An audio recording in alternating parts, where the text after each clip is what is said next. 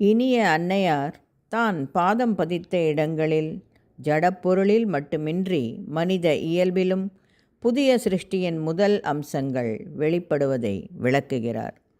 எடுத்துக்காட்டாக, விளையாட்டு மைதானத்தில் அவரது பாதம் பதிந்ததால் ஏற்பட்ட இனிய சூழலில் இளைஞர்கள் இடையே இப்புதிய சிருஷ்டி தோற்றம் கொள்வதை குறிப்பிடுகிறார்.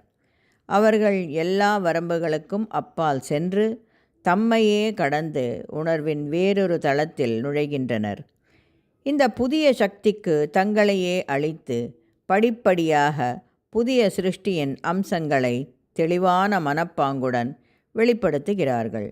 இந்த புதிய பேராற்றல் அவர்களை வெகுவாக ஆட்கொண்டு அவர்களது வாழ்வை திருவுருமாற்றம் செய்வதை நான் காண்கிறேன். அவர்களின் இந்த அற்புதமான பணி மிக சிறப்பு வாய்ந்தது. ஏனெனில் அவர்களிடமுள்ள புதிய ஒன்றை கண்டறியும் திட சங்கல்பம், அவர்களின் எளிய மனப்பாங்கு ஆகியன அவர்களை புதிய பூரண நிலைக்கு வெற்றிகரமாக இட்டு செல்கின்றன. இத்தகைய புதிய சிருஷ்டியின் முதல் அம்சங்களை நான் எங்கும் பார்க்கிறேன். நான் புதிய உணர்வின் விதையை விதைத்ததும் முளைவிட்டு எழுவது போன்று அவர்கள் தங்களுடைய உயிர் அணுக்களில் மின்னும் இந்த ஆனந்தத்தை உள்வாங்கிக் கொண்டு உருவமற்ற ஒரு ஒளிக்கு உணர்வை விழிக்கச் செய்கிறார்கள். இந்த புதிய பேரொளி சூழலில் இங்கும் அங்குமாக ஒளி வீசி முன்பு நான் ஒளியூட்டிய அசேதனத்தின் ஆழத்தில் இருக்கும் துகள்களை மாற்றும் பணியில் ஈடுபட்டிருக்கிறது.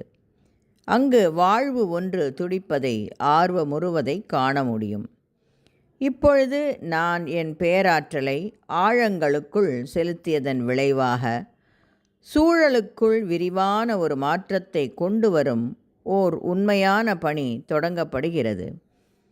இப்பொழுது புதிய உணர்வின் முளை போன்ற இவர்கள் தமது செயலாற்றல் மிக்க களத்தை சூழலுக்குள் உந்தி தள்ளி புதிய மாற்றங்களை விரிவுபடுத்துகிறார்கள். இவ்வாறு பேரருள் ஓர் ஒளியை, ஒரு சக்தியை மேலிருந்து அனுப்பியதும் ஜடம் அன்பினால் அச்செயலை மேற்கொண்டு பேருவகையுடன் பங்களிக்கிறது. முடிவில் அனைத்தும் அசாதாரணமான ஒரு நடைமுறைக்கு தம்மை திறந்து வளர்ந்து வெளிவருகின்றன.